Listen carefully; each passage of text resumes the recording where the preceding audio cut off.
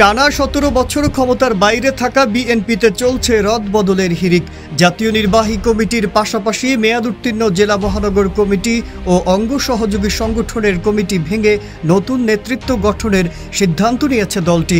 দলের সর্বোচ্চ নীতি নির্ধারণী ফোরাম জাতীয় স্থায়ী কমিটির শূন্য পদও পূরণ করা হবে। 7 জানুয়ারির জাতীয় নির্বাচনের পর স্থায়ী কমিটির বৈঠকে এসব সিদ্ধান্ত নেওয়া হয়েছে। এর অংশ হিসেবে বিলুপ্ত বিএনপির ঢাকা মহানগর উত্তর ও দক্ষিণ, চট্টগ্রাম ও বরিশাল মহানগর এবং কেন্দ্রীয় যুব দলের নতুন কমিটি যে কোনো সময় দেয়া হবে।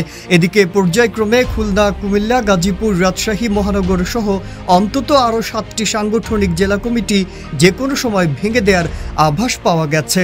রাজধানী ঢাকার আশেপাশের জেলা ও মহানগর কমিটি গঠন নিয়েও শিগগিরই বিশেষ উদ্যোগ নেওয়া হতে পারে। সংশ্লিষ্ট সূত্রে এসব তথ্য জানা গেছে।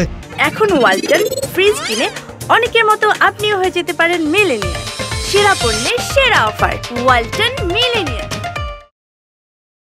এ প্রসঙ্গে বিএনপির স্থায়ী কমিটির 2 নেতা নাম প্রকাশ না করার শর্তে বলেন, বেশ কয়েকজন পদ নিয়েছেন, কিন্তু তাদের দলের কোনো কর্মকাণ্ডে দেখা যায়নি, এটি সত্য। তবে অনেক নেতার বিএনপিতে পদ নেই, তবুও তারা সব কর্মসূচিতে অংশ নেন এবং নানা ভূমিকা পালন করছেন। কয়েকটি স্থায়ী কমিটির বৈঠকে নিষ্ক্রিয়দের বাদ দিয়ে পরীক্ষিত ও যোগ্যদের স্থান দেওয়ার বিষয়ে আলোচনাও হয়েছে।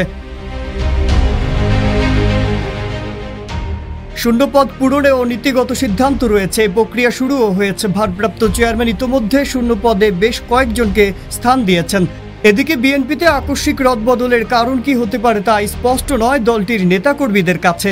দলটির নীতি নির্ধারণী পর্যায়ের একাধিক নেতা বলেন, সরকারের দমন নীতি, মামলা সহ সার্বিক পরিস্থিতি বিবেচনা করে অনেকদিন ধরেই তাদের কেন্দ্রীয় নির্বাহী কমিটি সহ বিভিন্ন পর্যায়ে পুনর্গঠনের তাগিদ ছিল। এদিকে তারেক রহমান তার ক্ষমতা বলে কমিটিতে রদবদল এনেছেন। হয়তো এটি কোনো কৌশল হতে পারে। আগামী সেপ্টেম্বর-অক্টোবরে নতুন করে সরকার বিরোধী আন্দোলন শুরুর চিন্তা থেকেও এ পুনর্গঠনের উদ্যোগ নেওয়া হতে পারে। আবার রদবদলের পর কাউন্সিল নিয়ে বিএনপিতে এখন 2 ধরনের আলোচনা রয়েছে।